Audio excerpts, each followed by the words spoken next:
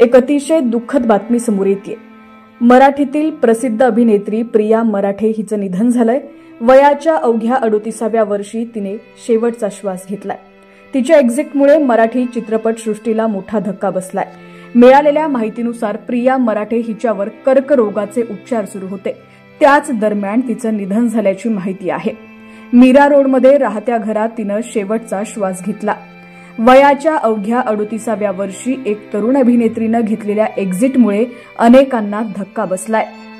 4 दिवस सासूचे पवित्र रिश्ता, तू तिथे मी, स्वराज्य रक्षक संभाजी, या सुखांनो या मालिकांमध्ये प्रिया मराठेनं भूमिका साकारली होती। मालिका क्षेत्रातून प्रियानं मोठं नाव कमावलंय।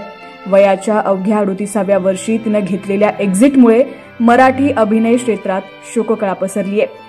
प्रिया मराठे ही कर्करोगाशी झुंज देत असल्याची माहिती अभिनय क्षेत्रातील फारसं कुणाला माहिती नव्हतं असं समोर आलंय। मात्र बऱ्याच महिन्यांपासून ती कर्करोगावर उपचार घेत असल्याचं सांगितलं जातंय। प्रिया मराठे हिने अनेक मराठी चित्रपटांमध्ये काम केलंय। याशिवाय अनेक हिंदी मालिकांमध्येही तिनं भूमिका साकारलेल्या आहेत। हिंदीतील प्रसिद्ध मालिका पवित्र रिश्ता यातील कामामुळे ती घराघरांमध्ये पोहोचली होती। 2012 मध्ये तिने शंतनू मोघे या अभिनेत्यासोबत लग्न केलं होतं।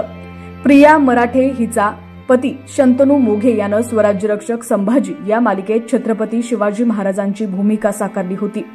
मराठी अभिनय क्षेत्रातील एक सुंदर जोडपं म्हणूनही त्यांच्याकडे पाहिलं जात होतं।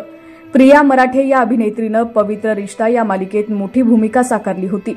पवित्र रिश्ता या मालिकेत प्रिया मराठे हिनं अंकिता लोखंडे हिच्या लहान बहिणी